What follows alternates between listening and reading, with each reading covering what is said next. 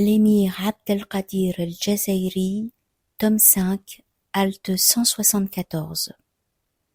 Craindrez-vous donc autre qu'Allah? Le Très-Haut a dit: craindrez-vous donc autre qu'Allah? Ce que vous avez de bien vient d'Allah. Puis lorsque vous arrive le dommage, c'est vers lui que vous vous plaignez. Et lorsqu'il vous délivre du dommage, alors une partie d'entre vous donne des associés à leur Seigneur. Sourate 16, versets 52 à 54. On a là un désaveu et une condamnation de quiconque craint ou a peur d'un autre que Dieu, ou de quiconque estime que le bien d'Allah viendrait d'un autre en lequel il pourrait placer son espérance. Lorsque le touche un dommage, il implore Allah, comme on implore celui qui est loin de nous et que l'on ne voit pas. Mais dès que le préjudice disparaît, il retombe dans l'associationnisme en attribuant la disparition du mal à un autre que le Très-Haut. Dans ce passage coranique, il y a élision des prémices pour signifier les conclusions et élision des conséquences pour signifier les prémices.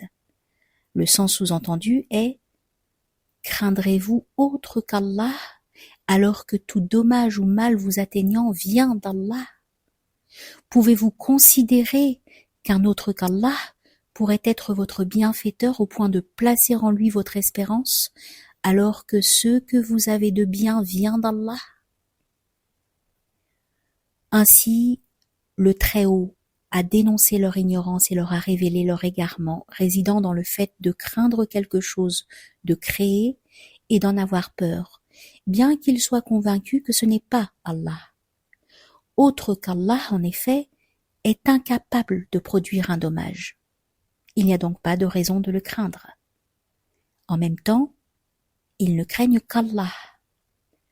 La chose est ambiguë pour eux, car au fond, il n'y a qu'une réalité unique en son essence. Deux éléments d'une dualité seraient deux choses douées de réalités radicalement dissociées et qualifiant un même sujet.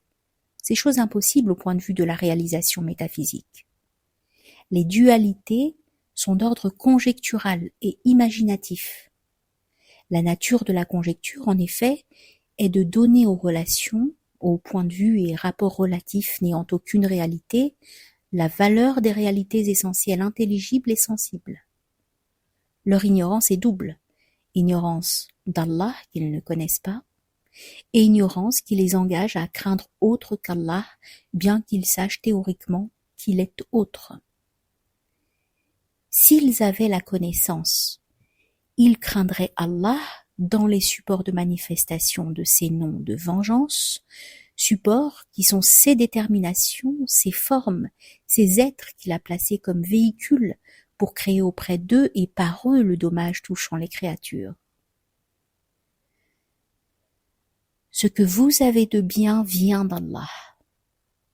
Tout comme vous avez craint autre que le Très-Haut, ayant peur à cause de vos conjectures infondées du dommage provenant de cet autre, vous considérez que les grâces qu'il vous octroie viennent d'un autre que lui, et vous placez avidement votre espoir en cet autre afin d'en obtenir les bienfaits.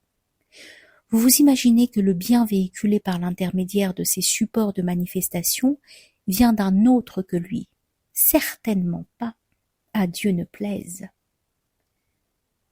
Ce que vous avez de bien vient d'Allah, et non d'un autre que lui, puisque cet autre ne peut ni donner, ni priver, ni être nuisible, ni être utile. Puis, lorsque vous arrive le dommage, dans la mesure où vous a été inutile de craindre cet autre qui, selon votre conviction, vous a envoyé le dommage et le malheur, et que votre espoir en lui s'est évanoui, puisque vous n'avez reçu de lui aucun bienfait, alors vous vous plaignez à Allah en toute humilité, cette demande étant la plainte des ignorants, et vous le priez en élevant la voix, suppliant comme des apeurés. Tout cela arrive parce que vous conceviez que Dieu était loin et radicalement séparé de vous, alors qu'il vous est plus proche que vos compagnons, plus proche que votre veine jugulaire, et même plus proche que votre propre âme. Puis lorsqu'il répond favorablement à votre demande et vous délivre du dommage, malgré vos ignorances, vos manques à la bienséance, vos conceptions fausses, une partie d'entre vous donne des associés à leur Seigneur.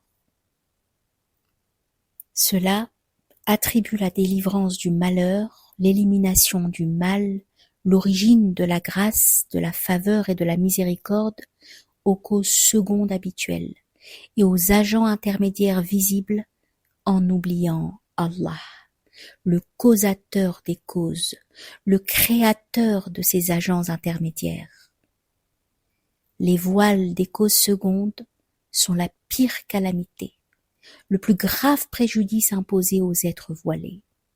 Cependant, lorsque tu vois un connaissant ayant peur d'un être créé ou plaçant son espoir en lui ou encore prenant en considération les causes extérieures, ne t'imagine pas qu'il est semblable à ces gens voilés, garde-toi de cela.